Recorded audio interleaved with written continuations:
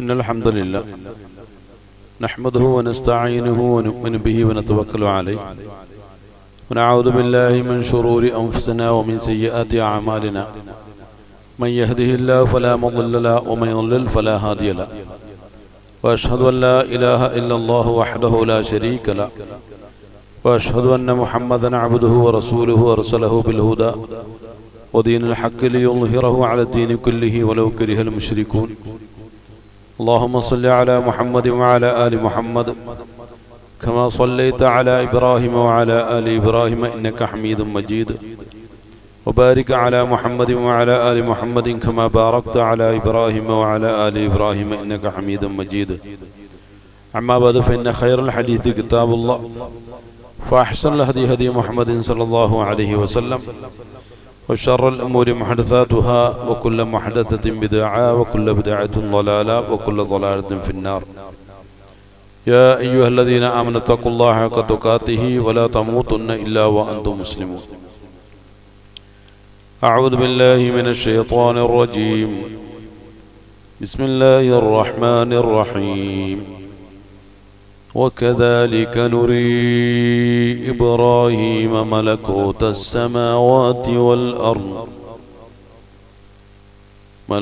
السماوات والأرض وليكون من الموقنين فلما جن عليه الليل رأى كوكبا قال هذا ربي فلما أفل قال لا أحب الآفلين فلما رأى القمر بازغا قال هذا ربي فلما أفل قال لئن لم يهدني ربي لأكونن من القوم الضالين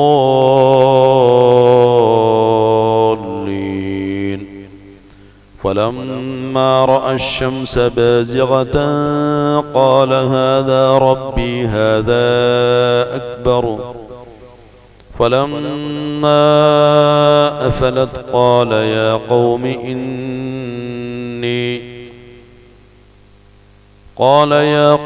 إني بريء مما تشركون. പ്രിയമുള്ള സഹോദരങ്ങളെ സഹോദരിമാരെ, അല്ലാഹുവിൻ്റെ കൽപ്പന നിർദ്ദേശങ്ങളെ സഗൗരവം കണക്കിലെടുക്കുകയും തഖ്വ ഉൾക്കൊണ്ട് ജീവിതത്തെ ചിട്ടപ്പെടുത്തുകയും തഖ്വയിലധിഷ്ഠിതമായ ജീവിതത്തിൻ്റെ മാർഗമാക്കി മാറ്റണം എന്ന് എന്നോടെന്നതുപോലെ നിങ്ങളോടും ഉണർത്തുകയാണ്. അല്ലാഹുവിൻ്റെ കൽപ്പന നിർദ്ദേശങ്ങളെ ജീവിതത്തിൽ പാലിക്കുകയും അവകളെ അർഹിക്കുന്ന ഗൗരവത്തോടുകൂടി കണക്കിലെടുക്കുകയും അവസാന നിമിഷം വരെ ജീവിതത്തിൻ്റെ അർത്ഥങ്ങൾ മനസ്സിലാക്കി അല്ലാഹുവിൻ്റെ തൃപ്തിയോടുകൂടി ജീവിക്കുവാനും അവസാന നിമിഷത്തിൽ കലിമത്തു ഷഹാദ ഉച്ചരിച്ചുകൊണ്ട് ഒരു മുസ്ലിമായി, മുത്തഖിയായി, മുഹ്സിനായി, മുഖ്ലിസായി, മുവഹിദായി അല്ലാഹുവിൻ്റെ അടുക്കലേക്ക് യാത്ര ചെയ്യാനുള്ള വലിയ സൗഭാഗ്യം നൽകി അല്ലാഹു നമ്മെ ഏവരെയും അനുഗ്രഹിക്കുകയും ചെയ്യുമാറാകട്ടെ. വിശുദ്ധ ഖുർആനിലെ 6-ാമത്തെ സൂറത്തായ സൂറത്തുൽ അൻആമിൻ്റെ 75 മുതലുള്ള ആയത്തുകൾ നാം ഒന്ന് പരിശോധിച്ചു നോക്കിയാൽ അല്ലാഹു സുബ്ഹാനഹു തആല അവകളിൽ വ്യക്തമാക്കുന്ന ചില കാര്യങ്ങൾ. അഊദു ബില്ലാഹി മിനശ് ശൈത്വാനിർ റജീം വകദാലിക നുരി ഇബ്രാഹീമ മലകൂതസ് സമാവാതി വൽ അർദ് വലിയകൂന മിനൽ മൂഖിനീൻ. ഇബ്രാഹിം നബി അലൈഹിസ്സലാമയ്ക്ക് വൈജ്ഞാനികമായി ലഭിച്ചിട്ടുള്ള വലിയ നേട്ടത്തെക്കുറിച്ചാണ് അല്ലാഹു സുബ്ഹാനഹു തആല ഈ ഒരു ആയത്തിലൂടെ വ്യക്തമാക്കുന്നത്. അല്ലാഹു പറയുന്നു വകദാലിക, അതേ പ്രകാരം, നുരി, നാം കാണിച്ചു കൊടുത്തിട്ടുണ്ട് ഇബ്രാഹിം നബി അലൈഹിസ്സലാമയ്ക്ക് മലക്കൂത്തിനെ കാണിച്ചു കൊടുത്തിട്ടുണ്ട്. അസ്സമാവാതി വൽ അർദ്, പ്രപഞ്ചങ്ങളും അതുപോലെ തന്നെ ഭൂമിയും ഒക്കെ ഉൾക്കൊള്ളുന്ന മലക്കൂത്തിനെ നാം ഇബ്രാഹിം നബി അലൈഹി ഇസ്ലാമിക്ക് കാണിച്ചു കൊടുത്തിട്ടുണ്ട്. വലിയ കൂന അദ്ദേഹം ആയിത്തീരുന്നതിന് വേണ്ടിയിട്ടാണ്. മിനൽ മൂഖിനീൻ, ഒരു മൂഖിൻ അഥവാ നല്ല യഖീനുള്ള, ഈമാനിക രംഗത്ത് നല്ല ഉറപ്പ് ഉണ്ടാകുന്നതിന് വേണ്ടിയിട്ടാണ് ഈ കാര്യങ്ങളൊക്കെ നാം കാണിച്ചു കൊടുത്തിട്ടുള്ളത്. ഇവിടെ എന്താണ് മലക്കൂത്ത് എന്നതിനെ കുറിച്ച് നാം ഒന്ന് പരിശോധിച്ചു നോക്കിയാൽ, ഖുർആന്റെ കാഴ്ചപ്പാടിനെ മുൻനിർത്തിക്കൊണ്ട് പ്രപഞ്ചങ്ങളെക്കുറിച്ചും ഉപരിലോകങ്ങളെക്കുറിച്ചും പഠനങ്ങൾ നടത്തിയിട്ടുള്ള നിരീക്ഷകരായിട്ടുള്ള പണ്ഡിതന്മാർ വ്യത്യസ്തമായ ലോകങ്ങൾക്ക് പല നിലയ്ക്കുള്ള പേരുകളാണ് നൽകപ്പെട്ടിട്ടുള്ളത്. നമ്മൾ ജീവിക്കുന്ന ഈ ഭൗതിക ലോകത്തിന് നാസൂത്ത് എന്ന പേരാണ് നൽകപ്പെട്ടിട്ടുള്ളത്. വിശുദ്ധ ഖുർആന്റെയും ഹദീസിന്റെയും ഒക്കെ താല്പര്യത്തിൽ ആ ഒരു പേരാണ് നമുക്ക് നോക്കിക്കാണാൻ കഴിയുന്നത്. അതിന്റെ ഉപരിയിലുള്ള അടുത്ത ലോകമാണ് മലക്കൂത്ത് എന്നുള്ളത്. ഈ നാസൂത്തും മലക്കൂത്തും നാം ഒരു പരിശോധന നടത്തിക്കഴിഞ്ഞാൽ അതൊക്കെ പദാർത്ഥ ലോകമാണ്.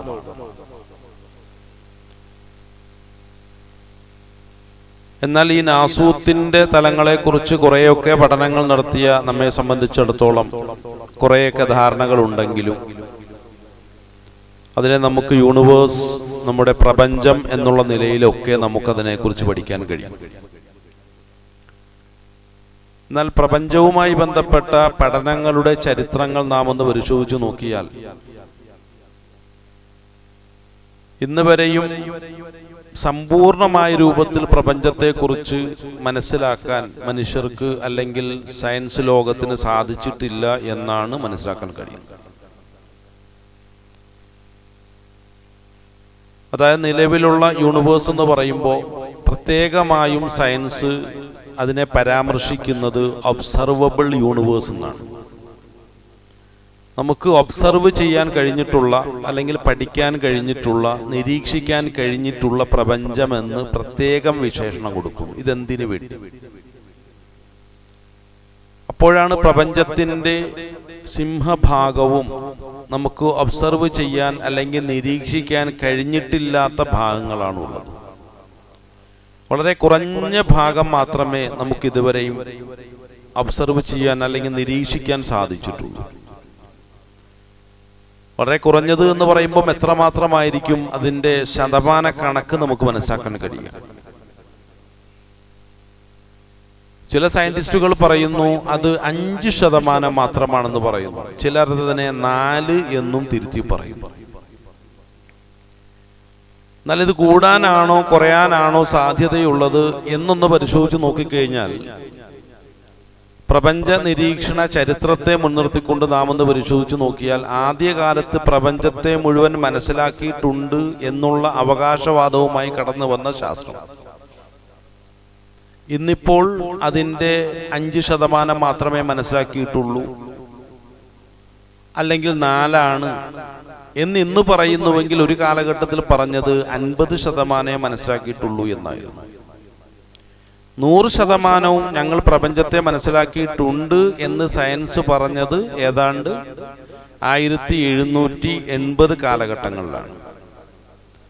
ആ കാലഘട്ടങ്ങളിൽ ശാസ്ത്രം കണ്ടെത്തിയിട്ട് പ്രപഞ്ചം എന്തായിരുന്നു എന്ന് പരിശോധിക്കുമ്പോഴാണ് വലിയ തമാശകൾ നമുക്ക് അവിടെ മനസ്സിലാക്കാൻ കഴിയുന്നത്. അതായത് അനന്തകോടി നക്ഷത്ര സംഘങ്ങൾ ഇന്ന് നമ്മുടെ പ്രപഞ്ചത്തിലുണ്ട് എന്നുള്ള കാര്യം നമുക്കറിയാം. ആ കോടിക്കണക്കുകളുടെ വിഷയത്തിലും ശാസ്ത്രലോകത്തിന് ഒരുപാട് അഭിപ്രായ വ്യത്യാസങ്ങളുണ്ട്. ചില മേഖലകൾ പ്രകടമാകുന്നത് അത് 25,000 കോടി എന്നാണ്. മറ്റു ചിലർ പറയുന്നു അല്ല 35,000 കോടിയാണ്. മറ്റു ചിലർ പറയുന്നു അല്ല 10,000 കോടിയാണ്. എത്ര നക്ഷത്ര സംഘങ്ങളെ നിലവിൽ നമ്മൾ കണ്ടെത്തിയിട്ടുണ്ട് എന്ന് ചോദിച്ചാൽ അതിന്റെ ഏറ്റവും കൂടിയ കണക്ക് എന്ന് പറയുന്നത് 35,000 കോടിയാണ്. ഈ 35,000 കോടി ഗാലക്സികളെ അല്ലെങ്കിൽ നക്ഷത്ര സംഘങ്ങളെ നമ്മൾ കണ്ടെത്തുന്നതിന് മുമ്പ് എടുത്ത കാലത്താണ് അതിനെക്കുറിച്ചുള്ള കൂടുതൽ വിവരങ്ങൾ പുറത്തു വന്നുകൊണ്ടിരിക്കുന്നത്. എന്നാൽ 1780 കാലഘട്ടങ്ങളിൽ ഒരേ ഒരു നക്ഷത്ര സംഘത്തെ മാത്രമാണ് ശാസ്ത്രലോകം കണ്ടെത്തിയത്. ഏതായിരുന്നു ആ ഒരു നക്ഷത്ര സംഘം? നമുക്കൊക്കെ സുപരിചിതമായ മിൽക്കി വേ എന്ന പേരിൽ അറിയപ്പെടുന്ന നക്ഷത്ര സംഘം അല്ലെങ്കിൽ ഗാലക്സിയാണ്. മിൽക്കി വേ എന്ന ഗാലക്സിയുടെ പ്രത്യേകത എന്താണ്? നാം ഒക്കെയും അധിവസിക്കുന്ന നക്ഷത്ര ലോകം ഏതാണോ അതിനെയാണ് മിൽക്കി വേ ഗാലക്സി എന്ന പേരിൽ അറിയപ്പെടുന്നത്.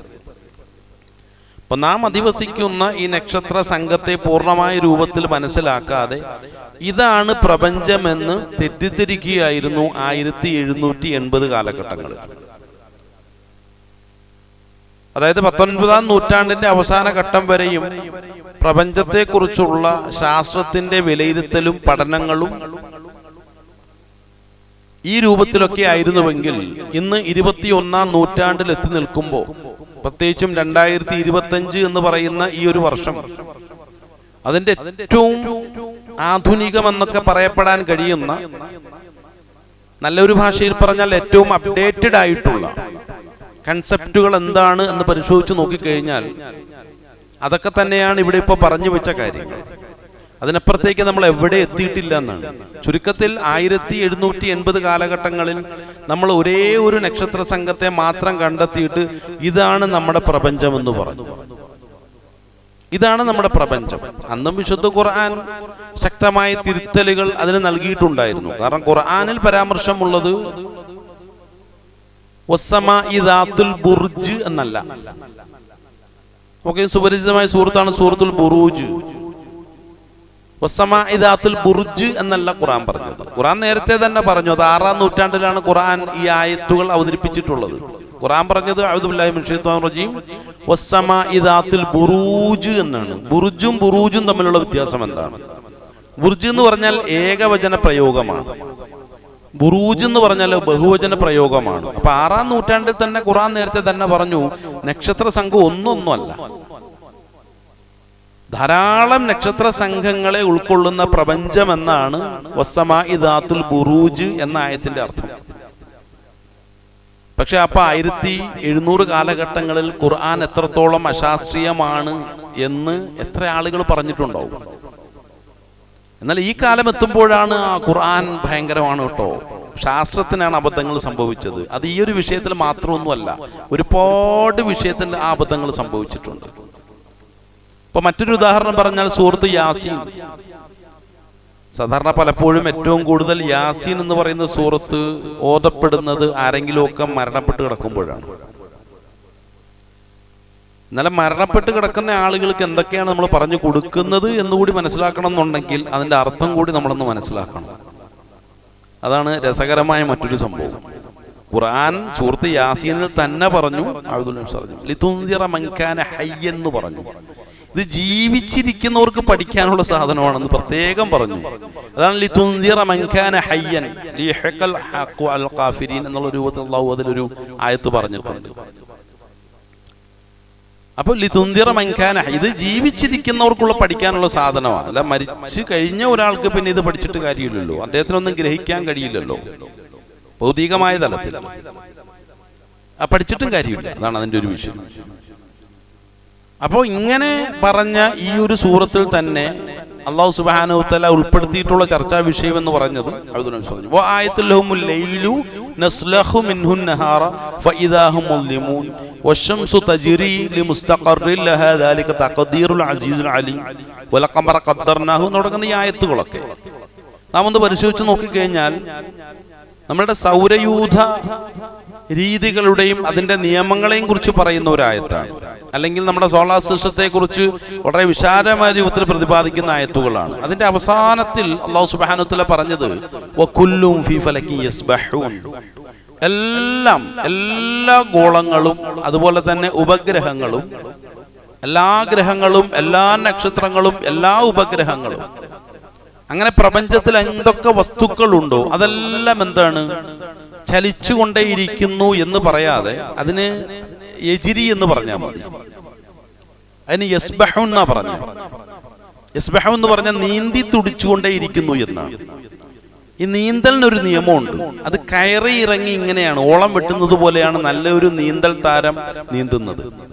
അപ്പോൾ നമ്മൾ ഗ്രഹങ്ങളുടെ പുറത്ത് നിന്നുകൊണ്ട് ഗ്രഹങ്ങളെ ഒന്ന് നിരീക്ഷിച്ചു കഴിഞ്ഞാൽ ഈ നല്ലൊരു നീന്തൽക്കാരൻ നീന്തുന്ന ഈ രൂപത്തിലുള്ള ഒരു ശൈലിയിലാണ് ഇതിങ്ങനെ ഓടിക്കൊണ്ടിരിക്കുന്നത് എന്ന് പ്രപഞ്ച നിരീക്ഷണം നടത്തിയാൽ നമുക്കത് മനസ്സിലാക്കാൻ കഴിയും. അത്രമാത്രമാണ്. അതിന്റെ ചലനത്തിന്റെ രീതിയും നിയമങ്ങൾ പോലും അതിനുവേണ്ടി പ്രത്യേകമാക്കപ്പെട്ട പദപ്രയോഗങ്ങൾ ഉപയോഗിച്ചുകൊണ്ട് അല്ലാഹു സുബ്ഹാനഹു വ തആല നമ്മെ ബോധ്യപ്പെടുത്തുന്നത് ഇത് മരിച്ചവർക്ക് വേണ്ടി മാത്രം പ്രത്യേകം ഓതാനുള്ള സൂറത്ത് എന്നുള്ള നിലയ്ക്കല്ല. കാരണം റസൂലുള്ളാഹി സ്വല്ലല്ലാഹു അലൈഹി വസല്ലമയുടെ ജീവിത ചരിത്രത്തിലോ സഹാബത്തിന്റെ ചരിത്രത്തിലോ ഒരു സഹാബി പോലും അങ്ങനെ ഒരു പ്രവൃത്തി ചെയ്യാത്തത് കൊണ്ടാണ് ആ ഒരു വിഷയം സൂചിപ്പിച്ചിട്ടുള്ളത്. അല്ലാതെ ആരെയും പരിഹസിക്കാൻ വേണ്ടിയിട്ടോ എന്തെങ്കിലും ഒരു സംഗതിയെ എതിർക്കാൻ വേണ്ടിയിട്ടോ ഒന്നുമല്ല. ആരും അങ്ങനെ തെറ്റിദ്ധരിക്കാനും പാടില്ല. നിങ്ങളും ആ ഒരു കണക്കിൽ അത് എടുക്കാനും പാടില്ല, ചർച്ച ചെയ്യാനും പാടില്ല. ഓതുന്നവർ അങ്ങനെ ഓതിക്കൊണ്ടേ ഇരിക്കുകയാണ്. പിന്നെ ഇത് ഓതേണ്ട കാര്യമില്ല എന്ന് ഒരു തീരുമാനമെടുത്ത ആളുകൾക്ക് മാത്രമേ തർക്കമില്ലാത്ത വിധം അത് ചെയ്യാൻ കഴിയുള്ളൂ. മരണപ്പെട്ട ആളുകൾക്ക് വേണ്ടി എത്രമാത്രം അമലുകൾ റസൂലുള്ളാഹി സ്വല്ലല്ലാഹു അലൈഹി വസല്ലം വേണ്ടി പറഞ്ഞു, സാന്ദർഭമായിട്ട് സൂചിപ്പിക്കുകയാണ്, ഒരു തർക്കം വരാതിരിക്കാൻ വേണ്ടി സൂചിപ്പിച്ചു. എത്രമാത്രം അമലുകൾ പറഞ്ഞു. ഒരു അമലും പാടില്ലെന്ന് പറയുന്നുണ്ടോ? ഇല്ല. റസൂലുള്ളാഹി സ്വല്ലല്ലാഹു അലൈഹി വസല്ലം പറഞ്ഞ അമലുകൾ പറയാം. അത് സുന്നത്താണ്. അത് നമുക്ക് മാർഗത്തിലൂടെ തന്നെ നമുക്ക് മുന്നോട്ട് പോകാൻ കഴിയും. മാർഗത്തിൽ നമ്മൾ തെറ്റിപ്പോകുന്നില്ല. അതാണല്ലോ സൂക്ഷ്മത എന്ന് പറയുന്നത്. നാളെ റസൂലുള്ളാഹി സ്വല്ലല്ലാഹു അലൈഹി വസല്ലമയുടെ ശഫാഅത്ത് നമുക്ക് വേണ്ടേ? റസൂലുള്ളാഹി സ്വല്ലല്ലാഹു അലൈഹി വസല്ലമയുടെ ശഫാഅത്ത് ലഭ്യമാകുന്നത് ബിദ്അത്തുകളിൽ നിന്നൊക്കെ അകന്നു നിൽക്കുന്ന ആളുകൾക്കാണ് എന്ന് പ്രത്യേകം റസൂലുള്ളാഹി സ്വല്ലല്ലാഹു അലൈഹി വസല്ലം തന്നെ പറഞ്ഞു. അപ്പൊ സൂക്ഷ്മത ജീവിതത്തിൽ പാലിക്കണം. അതിനു വേണ്ടിയിട്ടാണ് സൂചിപ്പിക്കുന്നത്. അല്ല തർക്കിക്കാൻ വേണ്ടിയിട്ടോ പ്രശ്നങ്ങൾ ഉണ്ടാക്കാൻ വേണ്ടിയിട്ടോ ഒന്നുമല്ല. സൂക്ഷ്മത വേണം നമുക്ക്. അതുകൊണ്ട് എന്താണ്, അത് മരിച്ചവർക്ക് വേണ്ടിയിട്ടുള്ളതല്ല. അപ്പൊ മരിച്ചവർക്ക് വേണ്ടി എന്തെങ്കിലും ചെയ്യാൻ പറ്റുമോ? ചെയ്യാം. ഒരുപാട് കാര്യങ്ങൾ ചെയ്യാൻ പറ്റും. ആത്മാർത്ഥമായിട്ട് നമ്മൾ ദുആ ചെയ്യും. നമ്മളെ ഖബർ സിയാറത്ത് ചെയ്തോളീ, സുന്നത്താണ്. ഖബറിന്റെ അടുത്ത് പോയി നിന്നിട്ട് അവർക്ക് വേണ്ടി നമുക്ക് ദുആ ചെയ്യും. എത്ര നേരം വേണമെങ്കിൽ ദുആ ചെയ്തോളൂ, കുഴപ്പമില്ല. പക്ഷെ അതിനിടയിൽ എന്തിനാണ് ഈ സൂറത്ത് ഓതേണ്ട കാര്യമില്ലല്ലോ. സൂറത്ത് എന്തിനാണ്? എല്ലാ സൂറത്തുകളും നമുക്ക് പഠിക്കാൻ വേണ്ടിയിട്ടാണ്. അല്ലാഹു സുബ്ഹാനഹു വ തആല ഖുർആന്റെ അവതരണത്തിന്റെ ലക്ഷ്യത്തെക്കുറിച്ച് പറഞ്ഞപ്പോഴൊക്കെ അതാണ് എത്രയോ ആയത്തുകളിലൂടെ വ്യക്തമാക്കി. ലിയുൻദിറ മൻ കാന ഹയ്യൻ എന്ന് പറഞ്ഞ ആയത്തിലും പറഞ്ഞ എന്താണ്, ഇത് ജീവിച്ചിരിക്കുന്നവർക്ക് പഠിക്കാൻ വേണ്ടിയിട്ടുള്ളതാണ്. ഖുർആന്റെ അവതരിപ്പിക്കുന്നതിന്റെ ലക്ഷ്യമായിട്ട് പറഞ്ഞു എന്താണ്, ഷഹ്റു റമളാൻ അല്ലദീ ഉൻസില ഫീഹിൽ ഖുർആനു ഹുദൻ ലിന്നാസി വബയ്യിനാതിൻ മിനൽ ഹുദാ വൽ ഫുർഖാൻ. ഈ രൂപത്തിലൊക്കെ പഠിക്കണം എന്നാ പറഞ്ഞത്. അപ്പൊ വ്യക്തിപരമായി ഓരോ ആളുകളും നിർബന്ധമായും പഠിക്കേണ്ട ഒന്നാണ് ഖുർആൻ എന്ന് പറയുമ്പോൾ ഒരു ചടങ്ങിന് വേണ്ടി ഈ സൂറത്തുകളൊക്കെ എനിക്കറിയാം എന്നുള്ള നിലയ്ക്ക് പരിമിതപ്പെടുത്തേണ്ട ഒരു അവസ്ഥയല്ല. സൂറത്തുൽ ഫാത്തിഹ മുതൽ സൂറത്തുൻ നാസ് വരെ ഞാൻ പഠിച്ചിട്ടുണ്ട്, അല്ലെങ്കിൽ പഠിച്ചുകൊണ്ടേയിരിക്കുന്നു എന്ന് നമുക്ക് പറയാൻ കഴിയണം. അല്ലാതെ മരിക്കാൻ നമ്മൾ തയ്യാറാകാൻ പാടില്ല. അതാണ്, അല്ലാതെ മരിക്കരുത്. മനസ്സിലല്ലോ? സൂറത്തുൽ ഫാത്തിഹ മുതൽ സൂറത്തുൻ നാസ് വരെ ഞാനിപ്പോൾ പഠിച്ചുകൊണ്ടിരിക്കുകയാണെന്ന് നമുക്ക് പറയാൻ കഴിയണം.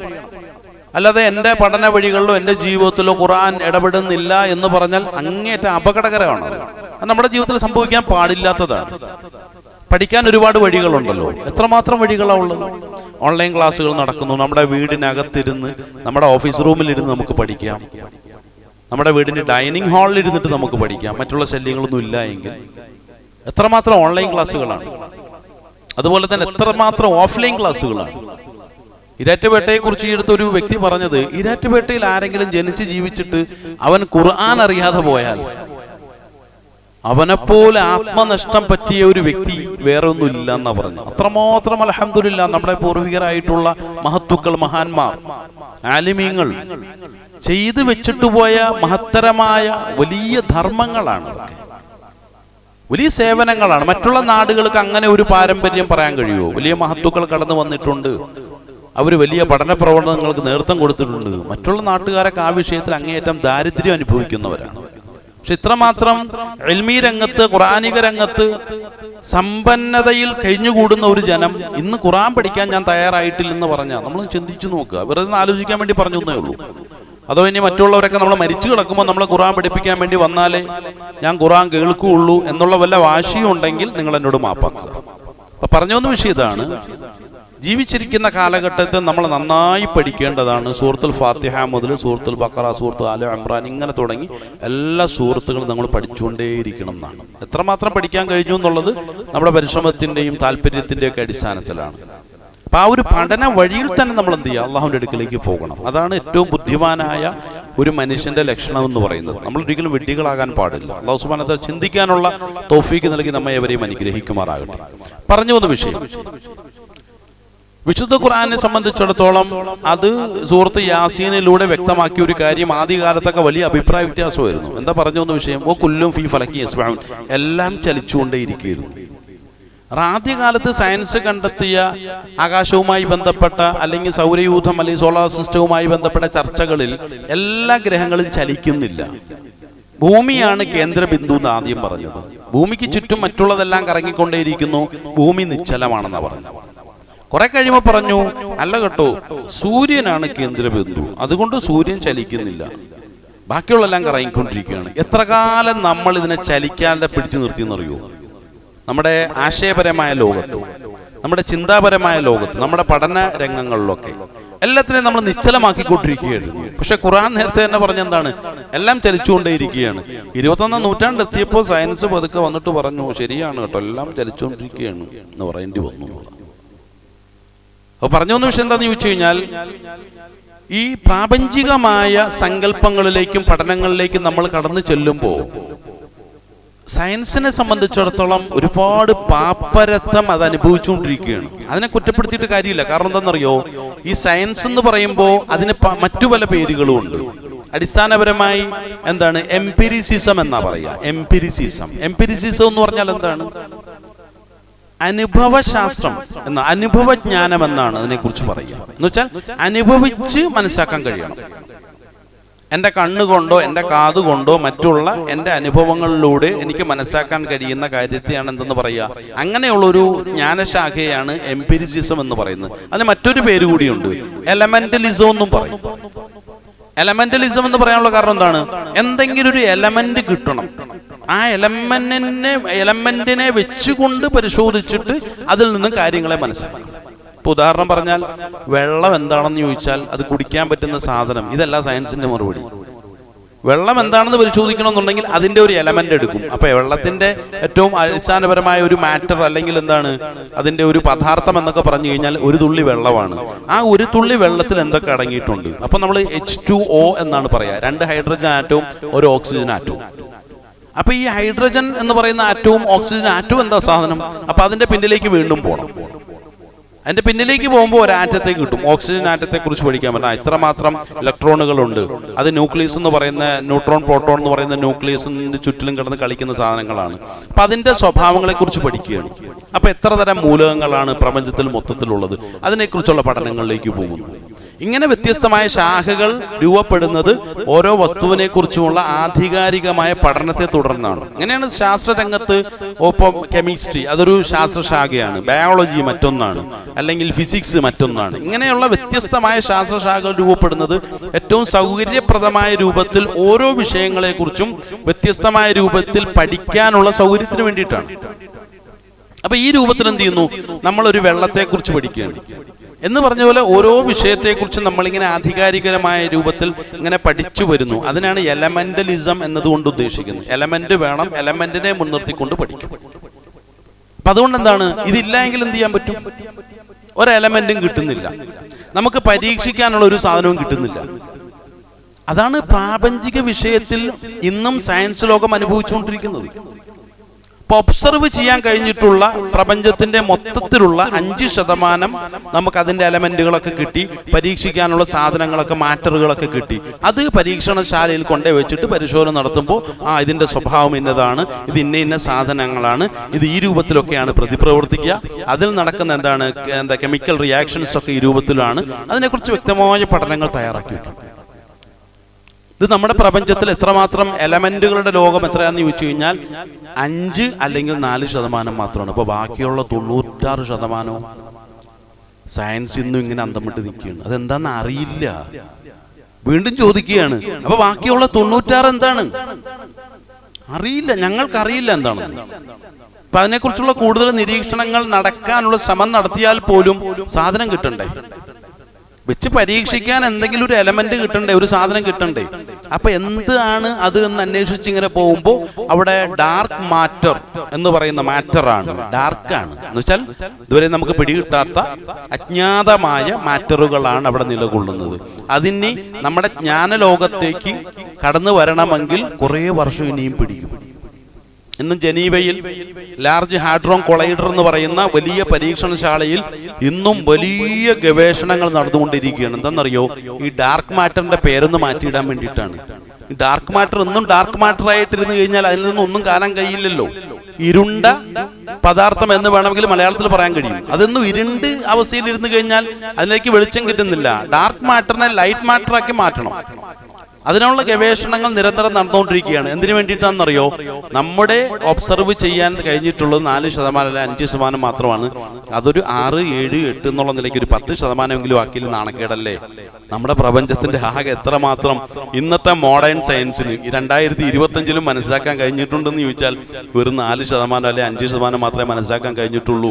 ബാക്കിയുള്ള 96 അല്ലെങ്കിൽ 94 അജ്ഞാതമാണെന്ന് പറയുമ്പോൾ ഒരു പ്രയാസമല്ലേ ഇത്? ഇപ്പൊ ബാക്കി പ്രാപഞ്ചിക ഘടനകളൊക്കെ എന്തൊക്കെയായിരിക്കും?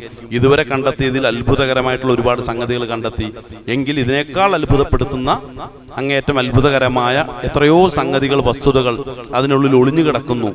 അപ്പൊ ഇത്രത്തോളം സയൻസ് ഡെവലപ്പ് ചെയ്തിട്ടുണ്ടെന്ന് അപമാനിക്കുമ്പോഴും ഇന്നും എന്താണ് അതിന്റെ 96% നമുക്ക് മനസ്സിലാക്കാൻ കഴിഞ്ഞിട്ടില്ലെന്ന് പറഞ്ഞാൽ അതൊരു കുറവല്ലേ, ഒരു പോരായ്മയല്ലേ? അതെ. അപ്പൊ ആ പോരായ്മ തീർത്തതിന് വേണ്ടിയിട്ടുള്ള ഒരുപാട് പരിശ്രമങ്ങൾ ഇന്ന് നടന്നുകൊണ്ടേയിരിക്കുകയാണ്. എന്നാൽ വിശുദ്ധ ഖുർആനെ സംബന്ധിച്ചിടത്തോളം ഈ പ്രാപഞ്ചിക ഘടനകളെയും അതിലുള്ള സർവ്വ വസ്തുക്കളെയും സൃഷ്ടിച്ചവനായ ഏകനായ പടച്ചതമ്പുരാന്റെ അല്ലാഹു സുബ്ഹാനഹു തആലയുടെ ആയത്തുകളാണ്. അപ്പൊ അതെന്ത് ചെയ്യും? കാലത്തെ കൃത്യമായ രൂപത്തിൽ വിലയിരുത്തി അത് അപ്ഡേറ്റ് ചെയ്തുകൊണ്ടേയിരിക്കും എന്നാണ്. അതാണ് അതിന്റെ ഒരു സ്വഭാവം. അത് കാലത്തിന് കാത്തു നിൽക്കില്ല. ഇപ്പൊ സയൻസ് എല്ലാം കണ്ടെത്തിയിട്ട് വരട്ടെ എന്നിട്ട് ആലോചിക്കാം എന്നൊരിക്കലും ഖുർആന് പറയാൻ കഴിയില്ല. കാരണം ഒരു മനുഷ്യൻ എപ്പോഴാണ് മരിക്കുമെന്ന് പറയാൻ കഴിയില്ലല്ലോ. ലോകം എപ്പോഴാണ് അവസാനിക്കുന്നത് പറയാൻ കഴിയില്ലല്ലോ. ഏതെങ്കിലുമൊക്കെ ഒരു പ്രകൃതി ദുരന്തം എപ്പോഴാണ് വരുന്നതെന്ന് പറയാൻ കഴിയില്ലല്ലോ. അതിന് നിശ്ചയിക്കപ്പെട്ട സമയത്ത് തന്നെ അതൊക്കെ സംഭവിക്കും. അപ്പൊ അതിനുള്ളിൽ യാഥാർത്ഥ്യങ്ങൾ മനുഷ്യൻ മനസ്സിലാക്കിയേ പറ്റുള്ളൂ. ഇപ്പൊ നമ്മളൊരു സംഘവുമായിട്ട് യാത്ര തുടങ്ങിയെന്ന് വിചാരിക്കാം. നമുക്ക് വാഗമണിലേക്കാണ് പോകേണ്ടത്. നമ്മൾ കന്യാകുമാരിയിൽ നിന്നും യാത്ര തുടങ്ങിയതാണ്. നമ്മുടെ കൂട്ടത്തിലുള്ള കുറെ ആളുകൾ വഴിയും തെറ്റി അവരേതൊക്കെയോ ബ്ലോക്കുകളിൽ കിടക്കുകയാണ്. നമുക്കാണെങ്കിൽ ദിവസവും ഇല്ല, നാളെ തന്നെ തിരിച്ചു പോകേണ്ടതാണ്. നമ്മൾ ഈരാറ്റുപേട്ടയിലെത്തി, പക്ഷേ മറ്റുള്ളവർ തിരുവനന്തപുരത്ത് ബ്ലോക്കിൽ കിടക്കുകയാണ്. ഇനി അവരെയും വെയിറ്റ് ചെയ്തിരുന്നു കഴിഞ്ഞാൽ എത്ര സമയം നമ്മുടെ നഷ്ടപ്പെട്ടു. നമുക്ക് നാളെ തിരിച്ചു പോകേണ്ടതാണ്. നമ്മൾ അവരെയും കാത്തിരിക്കുമോ? ഇല്ലല്ലോ. നമുക്ക് കിട്ടുന്ന മാർഗത്തിലൂടെ, കിട്ടുന്ന വഴികളിലൂടെയൊക്കെ നമുക്ക് നമ്മുടെ ലക്ഷ്യസ്ഥാനത്ത് എത്തുക എന്നുള്ളതാണ്. എന്ന് പറഞ്ഞതുപോലെ ഇന്നും സയൻസ് ബ്ലോക്കിൽ കിടക്കുകയാണ്. അതിനൊരുപാട് പ്രശ്നങ്ങളുണ്ട്. കാരണം എന്താണെന്നറിയോ? ഒന്ന്, അത് സ്വതന്ത്രമായ ഒരു അന്വേഷണ വഴിയാണ്. അപ്പൊ അത് മതദർശനങ്ങളൊന്നും അതിൽ മുന്നോട്ട് വയ്ക്കാൻ പാടില്ല എന്ന് ഒരു തീരുമാനം പണ്ടേ എടുത്തുപോയി. അതിന്റെ ഒരു ഗതികേടിലാണ് ഇന്ന് സയൻസ് ഉള്ളത്. പക്ഷെ പഴയകാല സയൻസിന് സ്വഭാവമായിരുന്നില്ല. ഖുർആനെ മുൻനിർത്തിക്കൊണ്ടാണ് ലോകത്ത് സയൻസ് ആദ്യം ആരംഭിച്ചത്.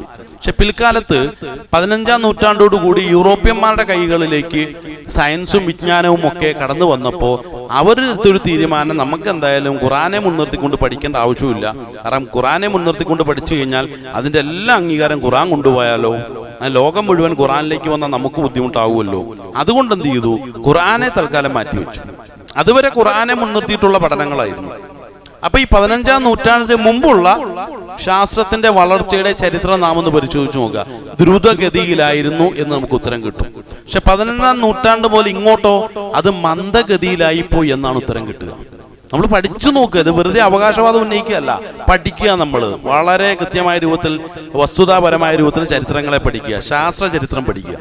അത് ഹിസ്റ്റോറിക്കൽ സയൻസിന്റെ ഭാഗം തന്നെയാണ്. അല്ലാതെ ഏതെങ്കിലും ഒരാൾ വെറുതെ ഇങ്ങനെ എഴുതി വെച്ച അദ്ദേഹത്തിന്റെ ഭാവനയിൽ വരുന്ന ചരിത്രങ്ങളൊന്നും അല്ല. ഹിസ്റ്റോറിക്കൽ സയൻസിന്റെ ഭാഗമായിട്ട് തന്നെ ശാസ്ത്രത്തിന്റെ ആവിർഭാവത്തെക്കുറിച്ച് സത്യസന്ധമായിട്ട് നമുക്കിന്ന് പഠിക്കാൻ കഴിയും. അപ്പൊ ചുരുക്കത്തിൽ ഈ ഖുർആനെ മാറ്റി നിർത്തിക്കൊണ്ടുള്ള ഒരു സയൻസ് നിരീക്ഷണ പഠന രീതികൾ ആരംഭിച്ച കാലം മുതൽ എന്ത് ചെയ്തു? സയൻസ് അതിന്റെ ഒരുപാട് കുറയുകയും അതിന്റെ സാധ്യതകൾ കുറയുകയും അത് ഒരു മന്ദീഭവിച്ചു പോവുകയും ഒരു മന്ദമായ ഒരു സഞ്ചാര രീതി അത് സ്വീകരിക്കേണ്ടി വരികയും ചെയ്തു എന്നുള്ളതാണ്. അതുകൊണ്ട് നമുക്ക് കാര്യങ്ങൾ മനസ്സിലാക്കാതിരിക്കാൻ കഴിയില്ലല്ലോ. കാര്യങ്ങൾ മനസ്സിലാക്കിയല്ലേ പറ്റുള്ളൂ. അപ്പോൾ ഖുർആൻ എന്താ ചെയ്യുന്നതെന്ന് ചോദിച്ചു കഴിഞ്ഞാൽ അത് കാലത്തെ അതിജീവിച്ചുകൊണ്ട് കാര്യങ്ങൾ പറഞ്ഞുകൊണ്ടിരിക്കുകയാണ്. ഇപ്പൊ ശാസ്ത്രം പ്രപഞ്ചത്തിന്റെ 4% അല്ലെ 5% മാത്രമേ മനസ്സിലാക്കിയിട്ടുള്ളൂ എന്ന് പറഞ്ഞിട്ട് ആ ഒരു തലത്തിലേക്ക് ഇതിനെ ചുരുക്കിക്കൂട്ടാൻ പറ്റില്ലല്ലോ. ഇതിന് വളർന്ന് വികസിച്ച് മുന്നോട്ട് പോയല്ലേ പറ്റുള്ളൂ. മനുഷ്യന്റെ ഭാവനകളെ തട്ടി ഉണർത്തിയല്ലേ പറ്റുള്ളൂ. മനുഷ്യന്റെ ശാസ്ത്രവുമായി ബന്ധപ്പെട്ട കാഴ്ചപ്പാടുകളെ കൂടുതൽ ഉയർത്തിക്കൊണ്ട് അവനെ ആവേശഭരിതനാക്കിയല്ലേ പറ്റുള്ളൂ. അതുകൊണ്ട് ഒരിക്കലും ശാസ്ത്രത്തിന് ഖുർആൻ കാത്തു നിൽക്കുന്നില്ല. അതുകൊണ്ട് അത് ഒന്നാം പ്രപഞ്ചമൊന്നും അല്ല കേട്ടോ, ഒന്നാം പ്രപഞ്ചമൊന്നും അല്ല, പ്രപഞ്ചം ഇനിയും കിടക്കുകയാണ് എന്ന് പറഞ്ഞിട്ട് പ്രാപഞ്ചികമായ പഠനത്തിന്റെ രംഗത്തേക്ക് കൂടുതൽ നമ്മെ എന്ത് ചെയ്യുന്നു? ആവേശഭരിതരാക്കുകയാണ്. അല്ലാഹു സുബ്ഹാനഹു വ തആല സൂറത്തുൽ മുൽക്ക് എല്ലാത്തിനും ഒരു പ്രശ്നം ഉണ്ടെന്നറിയോ? എല്ലാം സ്പെഷ്യലൈസ് സൂറത്തുകളാണ്. ഇപ്പൊ സൂറത്തുൽ മുൽക്ക് എന്ന് പറഞ്ഞാൽ അത് ഖബറിൽ പോകുമ്പോ ശിക്ഷ കുറച്ച് കിട്ടാനുള്ള സൂറത്തല്ലേ എന്നാ പറയുക. എല്ലാത്തിനും അങ്ങനെ ഒരു പ്രശ്നമുണ്ട്. സൂറത്ത് യാസീൻ അത് മരിച്ചവർക്ക് വേണ്ടി ഓതാനുള്ള സൂറത്തല്ല. ഉടനെ പിന്നെ പഠിക്കാൻ എടുക്കാൻ പറ്റില്ലേ? സൂറത്തുൽ മുൽക്ക് അത് ഖബറിലെ ശിക്ഷ കുറയ്ക്കാൻ വേണ്ടിയുള്ള സൂറത്താ. കഴിഞ്ഞു കഥ. പ്രിയമുള്ള, സൂറത്തുൽ മുൽക്കിൽ എന്താ ചർച്ച ചെയ്യപ്പെടുന്നത്? അതിലുള്ള ആശയങ്ങളെ ഒരു വ്യക്തി ഉൾക്കൊള്ളുകയും ജീവിതത്തിൽ പ്രായോഗികവൽക്കരിക്കുകയും ചെയ്യുമ്പോൾ അയാളുടെ വ്യക്തി ജീവിതത്തിൽ നല്ല സൂക്ഷ്മത ഉണ്ടാവും. പിന്നെ ഖബറിലെ ശിക്ഷ അയാൾ പേടിക്കേണ്ട ആവശ്യമൊന്നുമില്ല. ഇതാണ് അതിന്റെ താല്പര്യം. ഇത് അതിന് പകരം എന്താ? വെറുതെ ഇങ്ങനെ മന്ത്രോച്ചാരണം നടത്തുന്നത് പോലെ ഇങ്ങനെ ഓതി വിട്ടാൽ നരകത്തിൽ ഖബറിൽ നിന്നുള്ള ശിക്ഷ കുറഞ്ഞു കിട്ടുമെന്ന് ആരൊക്കെയോ പറഞ്ഞു വെച്ചിരിക്കുകയാണ്. അതാണ് എല്ലാം ഇപ്പോ സാമ്പത്തികമായി പുരോഗതി ഉണ്ടാകാൻ വേണ്ടി ഏത് സൂറത്ത് വേണം? സൂറത്ത് വാക്കിയ ഓതിയാൽ മതി എന്ന് പറയും. ഇങ്ങനെ എല്ലാ സൂറത്തും പല പല കാര്യങ്ങൾക്ക് വേണ്ടി മാറ്റി വെച്ചിരിക്കുക. ഇപ്പൊ പഠിക്കാൻ ഏതാ സൂറത്തുള്ളത്? ആ സൂറത്തിൽ ബക്കറ വേണമെങ്കിൽ പഠിച്ചു, അത് വലിയ സൂറത്തല്ലേ, അത് പഠിക്കാൻ തൽക്കാലം സമയമില്ല എന്നും പറയും. ഇതാ മനുഷ്യന്റെ കുഴപ്പമെന്ന് പറയുന്നു. അതുകൊണ്ട് അത്തരം ധാരണകളൊക്കെ എടുത്തൊന്ന് മാറ്റിവെക്കുക. പഠനത്തിന് വേണ്ടി എല്ലാ സൂറകളും നമ്മൾ തിരഞ്ഞെടുക്കും. അതിന് വേറെ ലക്ഷ്യമൊന്നും വേണ്ട. എൻ്റെ അള്ളാഹുവിനെ എനിക്കറിയാൻ വേണ്ടിയിട്ടാണ്, അവൻ്റെ സൃഷ്ടി മഹാത്മ്യത്തെ കൂടുതൽ മനസ്സിലാക്കാൻ വേണ്ടിയിട്ടാണ്. അള്ളാഹു പ്രത്യേകം നമ്മളോട് പറഞ്ഞു, നിങ്ങൾക്ക് എന്നെ അറിയണമെങ്കിൽ എൻ്റെ സൃഷ്ടിയിലേക്ക് നിങ്ങൾ നോക്കുക. ആ സൃഷ്ടികർമ്മങ്ങളെക്കുറിച്ച് കൂടുതൽ ആധികാരികമായ രൂപത്തിൽ നിങ്ങൾ പഠിക്കും തോറും എൻ്റെ സാന്നിധ്യത്തെ അവയിലൊക്കെ നിങ്ങൾക്ക് തിരിച്ചറിയാൻ കഴിയുന്നതാണ്.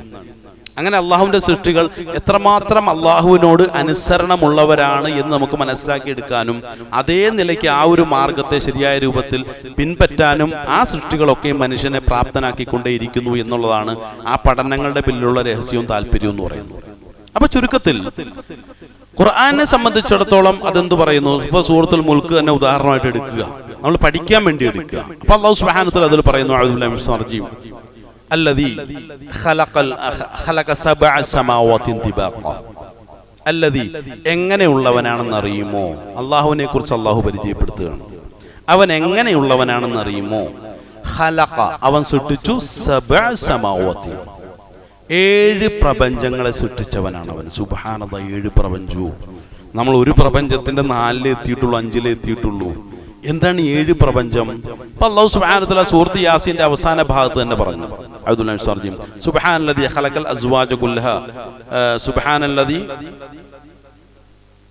മലക്കൂത്ത് കുല്ലി ഷൈഇൻ വഇലൈഹി തുർജഊൻ എന്ന് പറഞ്ഞിട്ടുണ്ട്. മലക്കൂത്ത് കുല്ലി ഷൈഇൻ വഇലൈഹി തുർജഊൻ സൂറത്ത് യാസീന്റെ അവസാന ഭാഗത്താണ്. അപ്പോൾ ഈ മലക്കൂത്ത് എന്ന് പറയുന്ന സാധനം എന്താണ്? അതാണ് 7 പ്രപഞ്ചങ്ങളെ ഉൾക്കൊള്ളുന്ന ലോകം എന്നുള്ളതാണ് പറയുന്നത്. ഇവിടെ ഇബ്രാഹിം നബി അലൈഹി സ്വലാമയെ കുറിച്ച് അല്ലാഹു സുബ്ഹാനഹു വ തആല പഠിപ്പിച്ചപ്പോഴും നമ്മളോട് പറഞ്ഞെന്താണ്? 7 പ്രപഞ്ചങ്ങളെ ഉൾക്കൊള്ളുന്ന മലക്കൂത്ത് എന്ന ലോകത്തെ ഇബ്രാഹിം നബി അലൈഹി സ്വലാമയ്ക്ക് നാം കാണിച്ചു കൊടുത്തിട്ടുണ്ട്. അപ്പോൾ സ്വാഭാവികമായിട്ടൊരു ചോദ്യം, എന്തിനു വേണ്ടിയിട്ടാണ് ഇതൊക്കെ ഇബ്രാഹിം നബി അലൈഹി സ്വലാമയ്ക്ക് കാണിച്ചു കൊടുത്തത്? അല്ലാഹു സുബ്ഹാനഹു വ തആല പറയുന്നു, വലിയകൂന മിനൽ മൂഖിനീൻ, അദ്ദേഹം നല്ല യഖീനുള്ള ഒരു വ്യക്തിയാകാൻ വേണ്ടിയിട്ടാണ്. പ്രിയമുള്ളവരെ, ഈ വിഷയത്തെക്കുറിച്ച് നമ്മളൊന്ന് പഠിച്ചു നോക്കുക. ഈ പ്രാപഞ്ചിക വ്യവസ്ഥകളെക്കുറിച്ചും ഇപ്പോൾ സയൻസിന്റെ ഭാഷയിൽ പറഞ്ഞാൽ ആസ്ട്രോണമി, കോസ്മോളജി പോലുള്ള വിഷയങ്ങളെക്കുറിച്ച് നമ്മളൊന്ന് പഠിച്ചു നോക്കുക. സുബ്ഹാനല്ലാഹ്, നമുക്ക് വല്ലാത്ത അത്ഭുതം തോന്നും. നമുക്ക് നമ്മുടെ ഉള്ളിൽ നിന്ന് തന്നെ സുബ്ഹാനല്ലാഹ് സുബ്ഹാനല്ലാഹ് എന്നുള്ള ദിക്ർ അറിയാതെ ഇങ്ങനെ നമ്മൾ പറഞ്ഞുകൊണ്ടേയിരിക്കും. അത്രമാത്രം അത്ഭുതകരമാണ്. വിസ്മയം തുളുമ്പി നിൽക്കുന്ന അത്ഭുതകരമായ ഒരുപാട് രഹസ്യങ്ങളാണ് ആ പഠനങ്ങളൊക്കെ നമ്മെ അടിക്കടി ബോധ്യപ്പെടുത്തിക്കൊണ്ടിരിക്കുന്നത്. വളരെ രസകരമാണ്. പലപ്പോഴും ഇവിടെ ഖുർആൻ പഠിതാക്കളായ ആളുകൾക്ക് മുന്നിൽ ഇത്തരം പഠനങ്ങൾ ദൃശ്യമാധ്യമങ്ങളുടെ സഹായത്തോടുകൂടി ചെയ്യുമ്പോൾ എത്രമാത്രം അവരുടെ കാഴ്ചപ്പാടുകൾ മാറുന്നു എന്നറിയോ. ഈരാറ്റുപേട്ടയിൽ നമ്മൾ മുമ്പ് അൽഹംദുലില്ലാഹ് കൊഗ്നീഷ്യൂ എന്ന പേരിൽ ഒരു 3 ദിവസം നീണ്ടുന്ന ഒരു എക്സിബിഷൻ നടത്തുകയുണ്ടായി. ആ എക്സിബിഷനിൽ പങ്കെടുത്ത 2000-ഓളം ജനങ്ങൾ പറഞ്ഞത്, ഞങ്ങൾ ഇതേവരെ ഞങ്ങളുടെ ജീവിതത്തിലൊന്നും ഇന്നേ വരെ ഇങ്ങനെയൊന്നും ചിന്തിച്ചിട്ടില്ല, കണ്ടിട്ടില്ല, കേട്ടിട്ടില്ല. അങ്ങേയറ്റം അത്ഭുതകരമായ ഒരു ലോകത്തേക്കാണ് ഞങ്ങളെ കൂട്ടിക്കൊണ്ടുപോയതെന്ന് പറയുമ്പോൾ അത് ഖുർആൻ സൃഷ്ടിക്കുന്ന അത്ഭുതകരമായ ഒരു വൈജ്ഞാനികമായ ഒരു മാന്ത്രിക ലോകമാണ്. ആ ലോകത്തേക്ക് കടന്നു ചെല്ലാൻ നമ്മളെ കൊണ്ട് സാധിക്കുന്നില്ല എങ്കിൽ നമ്മൾ ഒരുപാട് കാര്യങ്ങൾ ചർച്ച ചെയ്യുന്നുണ്ടല്ലോ അല്ലെ.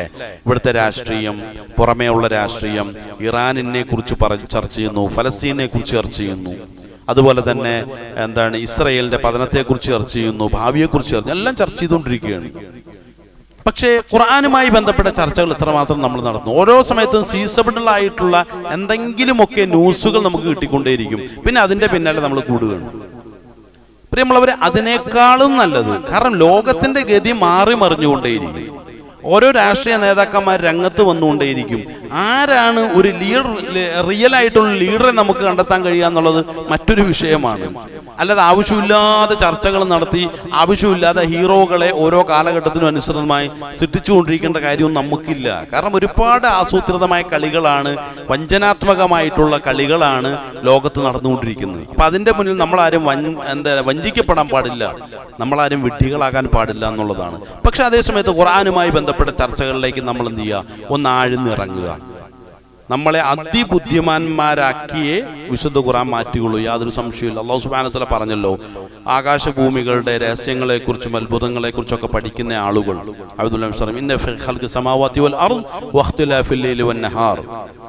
പ്രാപഞ്ചിക ഘടനകളെക്കുറിച്ച്, കോസ്മോളജി, ആസ്ട്രോണമി പോലുള്ള വിഷയങ്ങളെ ഖുർആനെ മുൻനിർത്തിക്കൊണ്ട് ആരെങ്കിലും പഠിക്കുന്നുവെങ്കിൽ നല്ല നല്ല ദൃഷ്ടാന്തങ്ങൾ, അത്ഭുതകരമായിട്ടുള്ള തെളിവുകൾ, മനസ്സിലാക്കാൻ കഴിയുന്ന ഒരുപാട് കാര്യങ്ങൾ ആർക്ക് മനസ്സിലാക്കി കൊടുക്കും? ലി ഉലുൽ അൽബാബ്, നല്ല ബുദ്ധിശക്തിയും നല്ല പ്രാപ്തിയും നല്ല കഴിവുമുള്ള തെളിഞ്ഞ ബുദ്ധിയുള്ള മുഴുവൻ ബുദ്ധിജീവികൾക്കും അല്ലാഹു സുബ്ഹാനഹു വ തആല അതിന്റെ പിന്നിലുള്ള അത്ഭുതകരമായ രഹസ്യങ്ങൾ മനസ്സിലാക്കി കൊടുക്കുമെന്ന് പറയുമ്പോൾ അത്തരം ബുദ്ധിജീവികളാകാൻ വേണ്ടിയിട്ടല്ലേ നമ്മൾ പരിശ്രമിക്കേണ്ടത്. ഇതിപ്പോൾ പലരും പറയാനുണ്ട്, സയൻസ് ആണ് വിഷയം, പടച്ചവനെ ഞങ്ങൾക്കത് മനസ്സിലാകത്തില്ല, ഞങ്ങളുടെ തലയിൽ കയറത്തില്ല എന്നാണ് പറയുന്നത്. പിന്നെ എന്താ തലയിൽ കയറുന്നത്? പി സി ജോർജിനെ കുറിച്ച് പറഞ്ഞാൽ നന്നായിട്ട് തലയിൽ കയറുമെന്ന് പറയും. അപ്പൊ നമ്മളെ അല്ലാഹു സുബ്ഹാനഹു വ തആല അയച്ചിരിക്കുന്നത് ഈ സൈസ് വില കുറഞ്ഞ ചർച്ചകൾ നടത്താൻ വേണ്ടിയിട്ടാണ്. നമ്മൾ സ്വയം ചിന്തിക്കുക, ഇതിനു വേണ്ടിയിട്ടാണോ അല്ലാഹു നമുക്ക് ബുദ്ധി നൽകിയത്? ഇതിനു വേണ്ടിയിട്ടാണോ ചിന്താശേഷി നമുക്ക് നൽകിയിട്ടുള്ളത്? ഇതിനു വേണ്ടിയിട്ടാണോ കണ്ണ്? ഇതിനു വേണ്ടിയിട്ടാണോ കാത്? ഇല്ലേ?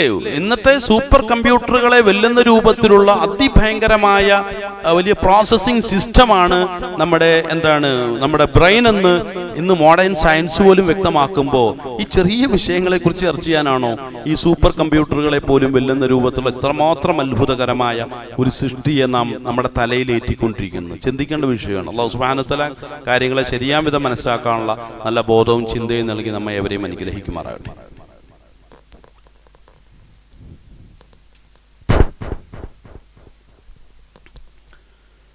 അൽഹംദുലില്ലാഹി റബ്ബിൽ ആലമീൻ, അസ്സലാത്തു വസ്സലാമു അലാ അഷ്റഫിൽ മുർസലീൻ വഅലാ ആലിഹി വസഹ്ബിഹി അജ്മഈൻ, അമ്മാ ബഅദ്. അല്ലാഹുവിന്റെ കൽപ്പനകളെ ശിരസാ വഹിച്ചുകൊണ്ട് ജീവിതത്തെ മുന്നോട്ട് നയിക്കണമെന്നും തഖ്വയിൽ കൊണ്ട് ജീവിതത്തെ ചിട്ടപ്പെടുത്തണമെന്നും രണ്ടാമതൊന്നുകൂടി ഉണർത്തുകയാണ്. വിശുദ്ധ ഖുർആനിലൂടെ അല്ലാഹു സുബ്ഹാനഹു വ തആല ഇബ്രാഹിം നബി അലൈഹിസ്സലാമയ്ക്ക് എന്തിനാണ് മലക്കൂത്ത് കാണിച്ചു കൊടുത്തത് എന്ന് പറഞ്ഞു. അദ്ദേഹത്തിന് നല്ല യഖീൻ ഉണ്ടാകാനാണെന്ന് പറഞ്ഞു. ഏത് രംഗത്താണ്? ഈമാനിക രംഗത്ത് നല്ല യഖീൻ ഉണ്ടാകാൻ വേണ്ടിയിട്ടാണ്. ഇബ്രാഹിം നബി അലൈഹി സ്വലാമയ്ക്ക് യഖീൻ ഉണ്ടാകണമെങ്കിൽ മലക്കൂത്ത് കണ്ടിരിക്കണം എന്നുള്ളത് ഖുർആന്റെ താല്പര്യമാണ്. അപ്പൊ നമുക്ക് യഖീൻ ഉണ്ടാകണമെങ്കിലോ നമ്മളും മലക്കൂത്തിനെ കുറിച്ച് പഠിച്ചിരിക്കണം എന്നുള്ള വലിയൊരു സന്ദേശമാണ് വിശുദ്ധ ഖുർആൻ ഇവിടെ നമുക്ക് നൽകുന്നത്. കാരണം ഇബ്രാഹിം നബി അലൈഹി സ്വലാമയുടെ ജീവിത പശ്ചാത്തലങ്ങളെ കുറിച്ച് നമ്മളൊന്ന് പരിശോധിച്ച് നോക്കിക്കഴിഞ്ഞാൽ പ്രാപഞ്ചികമായ പ്രതിഭാസങ്ങളെ മുൻനിർത്തി ഒരുപാട് ചിന്തകളും ചർച്ചകളും മുന്നോട്ട് വെച്ചിട്ടുള്ള മഹാനായൊരു പ്രവാചകനാണ്. ആ പ്രവാചകനെ 100% അനുധാവനം ചെയ്യുന്ന എന്ന് പറഞ്ഞാൽ അങ്ങനെയുള്ള വ്യക്തികൾക്ക് പറയുന്ന പേര് ഹനീഫ് എന്നാണ്, അല്ലെങ്കിൽ ഹുനഫ എന്നാണ്.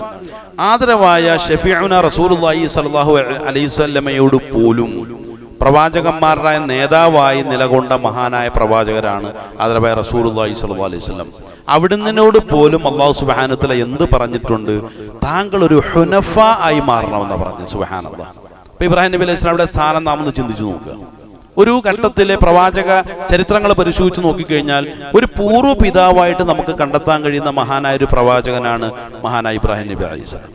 അപ്പൊ അദ്ദേഹത്തെ 100% അനുധാവനം ചെയ്യുന്ന ഒരു ഹുനഫായി ആയി താങ്കൾ മാറണമെന്ന് പറഞ്ഞപ്പോൾ എത്ര അന്തസ്സായിട്ടാണെന്ന് പറയൂ, എത്ര അഭിമാന ബോധത്തോടു കൂടിയാണ് റസൂലുള്ളാഹി സ്വല്ലല്ലാഹു അലൈഹി വസല്ലം മക്കയിൽ നിന്നുകൊണ്ട് അന ഹുനഫ എന്ന് പ്രഖ്യാപിച്ചതെന്ന് അറിയൂ. എത്രമാത്രം അഭിമാന ബോധം. അതായത് പ്രവാചകന്മാരുടെ നേതൃത്വ പദവിയിലേക്കൊക്കെ ഞാൻ എത്തിച്ചേരും, നാളെ പരലോകത്ത് എല്ലാ പ്രവാചകന്മാരെക്കാളും ഏറ്റവും അത്യുന്നതമായ പ്രവർത്തനങ്ങൾക്ക് ഞാൻ തയ്യാറാകും, ജനങ്ങൾക്കൊക്കെ വേണ്ടി ഞാൻ സംസാരിക്കും, അന്ന് മറ്റുള്ള മുഴുവൻ കൗമുകളും അല്ലെങ്കിൽ സമുദായവും എന്ത് ചെയ്യും? എൻ്റെ ഉമ്മത്തിനെ കുറിച്ച് ആലോചിച്ചിട്ട് അവരിങ്ങനെ സന്തോഷിക്കുമെന്നൊക്കെ പറഞ്ഞ ആ മഹാനായ പ്രവാചകനാണ് ഹദറത്ത് ഇബ്രാഹിം നബി അലൈഹി സ്വലാമയെ അതേപടി അനുധാവനം ചെയ്യുന്ന അദ്ദേഹത്തിൻ്റെ ഒരു ഫോളോവറാണ് താനെന്ന് പറയുന്ന വിഷയത്തിൽ അങ്ങേയറ്റം അഭിമാനം കൊണ്ടു എന്നാണ് നമുക്ക് ചരിത്രത്തിലൂടെ കാണാൻ കഴിയുന്നത്. വിശുദ്ധ ഖുർആന്റെ ആയത്തുകളും അതെന്താണ് സ്ഥിരീകരിക്കുകയാണ്, അല്ലെങ്കിൽ തെളിവുകൾ നൽകുകയാണ്. അത്രമാത്രം നമുക്ക് പഠിക്കാനുള്ള ഒരു മഹാത്മാവാണ് മഹാനായ ഇബ്രാഹിം നബി അലൈഹി സ്വലാം. പ്രാപഞ്ചികമായ യുക്തിഭദ്രമായിട്ടുള്ള ചിന്തകളുടെ വിഷയത്തിൽ ഇബ്രാഹിം നബി അലൈഹി സ്വലാം നല്ല ഒന്നാന്തരം മാതൃകയാണ്. പലപ്പോഴും നമ്മൾ പറയാറുണ്ടല്ലോ, യുക്തി എന്ന് പറയുന്നത് ഖുർആനുമായിട്ട് ചേരുന്ന ഒരു സാധനമല്ല, അത് ഇസ്ലാമിൽ പാടില്ല എന്നൊക്കെ കുറേ വിവരക്കേടുകൾ പറയാറുണ്ട്. എന്നാൽ ഇബ്രാഹിം നബി അലൈഹി സ്വലാമയുടെ യുക്തി ചിന്തയും യുക്തിബോധവും അല്ലാഹു സുബ്ഹാനഹു വ തആല തിരുത്താൻ ശ്രമിക്കുമ്പോഴും ആ യുക്തിബോധത്തിലേക്കും അതിന്റെ ചിന്തകളിലേക്കും ഇബ്രാഹിം നബി അലൈഹി സ്വലാം വീണ്ടും കടന്നു വരികയാണ്. അതിന് പര്യാപ്തമായിട്ടുള്ള ആയത്തുകൾ ഇൻഷാ അല്ലാഹ് നമുക്ക് വരും ചർച്ചകൾ നമുക്ക് ഇൻഷാ അല്ലാഹ് പഠിക്കാം. അല്ലാഹു സുബ്ഹാനഹു വ തആല ശരിയാം വിധം കാര്യങ്ങളെ മനസ്സിലാക്കി അമൽ ചെയ്യാനുള്ള നല്ല ബോധവും ചിന്തയും നമ്മളെല്ലാവരും അനുഗ്രഹിക്കുമാറാകട്ടെ. നല്ലൊരു ഹുനഫ ആയി ജീവിച്ച് മരിക്കാൻ, ഇബ്രാഹിം നബി അലൈഹി സ്വലാമിന്റെ മാർഗത്തെ പിൻപറ്റി നല്ല ഒരു മുവഹിദായി ജീവിക്കാനും ആ നിലയ്ക്ക് തന്നെ മരിക്കാനുള്ള വലിയ ഭാഗ്യം നൽകി നമ്മെ എവരെയും അള്ളാഹു അനുഗ്രഹിക്കുമാറാകട്ടെ. നമ്മളിൽ നിന്ന് വന്നു പോയിട്ടുള്ള വലുതും ചെറുതുമായ മുഴുവൻ പാപങ്ങളെയും അള്ളാഹുവിന്റെ മഹത്തായ അനുഗ്രഹം കൊണ്ട് വിട്ടുകൊടുത്ത് മാപ്പാക്കി തരുമാറാകട്ടെ. ലോകത്ത് കഷ്ടപ്പാടുകൾ ദുരിതങ്ങൾ അനുഭവിക്കുന്ന എല്ലാ മുസ്ലിമീങ്ങളെയും എല്ലാവിധ പ്രയാസങ്ങളിൽ നിന്നും അള്ളാഹു കരകയറ്റി അനുഗ്രഹിക്കുമാറാകട്ടെ. വിശേഷ ഫലസ്തീൻ മുസ്ലിമീങ്ങൾക്കും മറ്റ് ലോകത്ത് പ്രയാസങ്ങൾ അനുഭവിക്കുന്ന എല്ലാ മുസ്ലിമീങ്ങൾക്കും അള്ളാഹു സമാശ്വാസവും സമാധാനവും നല്ല പരിഹാരങ്ങളും കൊടുത്ത് അനുഗ്രഹിക്കുമാറാകട്ടെ. നമ്മളിൽ നിന്ന് മരണപ്പെട്ടു പോയിട്ടുള്ള മുഴുവൻ ആളുകളുടെയും ഖബറുകളെ അള്ളാഹു വിശാലമാക്കുകയും മഗ്ഫിറത്തും റഹ്മത്തും കൊടുത്ത് അനുഗ്രഹിക്കുകയും ചെയ്യുമാറാകട്ടെ. പെട്ടെന്നുള്ള മരണങ്ങളിൽ നിന്നും മാരകമായ രോഗങ്ങളിൽ നിന്നും എല്ലാവിധ ബലാ മുസീബത്തുകളിൽ നിന്നും പ്രകൃതി ശോഭങ്ങളിൽ നിന്നും അള്ളാഹു നമ്മളെയും നമ്മുടെ കുടുംബത്തിലുള്ള നാട്ടിലുള്ള മുഴുവൻ ആളുകളെയും കാത്തുരക്ഷ അനുഗ്രഹിക്കുമാറാകട്ടെ. മുസ്ലിം ലോകത്തിന് ഇഷ്ടപ്പെട്ട ഇസ്സത്തിനെ ഖുർആന്റെയും ഹദീസിന്റെയും വഴിയിലൂടെ ഇൽമിന്റെയും തിരിച്ചറിവിന്റെയും വഴിയിലൂടെ തിരിച്ചെടുക്കാനുള്ള തൗഫീഖും താക്കത്തും കൊടുത്ത് മുസ്ലിം ലോകത്തെ അള്ളാഹു അനുഗ്രഹിക്കുമാറാകട്ടെ. അല്ലാഹുമ്മ ഗ്ഫിർ മുഅ്മിനീന വൽ മുഅ്മിനാത്ത് വൽ മുസ്ലിമീന വൽ മുസ്ലിമാത്ത് അൽ അഹ്യാഇ മിൻഹും വൽ അംവാത്ത് റബ്ബനാ ആതിനാ ഫിദ് ദുനിയ ഹസന വഫിൽ ആഖിറതി ഹസനത വഖിനാ അദാബന്നാർ ആമീൻ ബിറഹ്മതിക യാ അർഹമർ റഹീമീൻ വൽഹംദുലില്ലാഹി റബ്ബിൽ ആലമീൻ.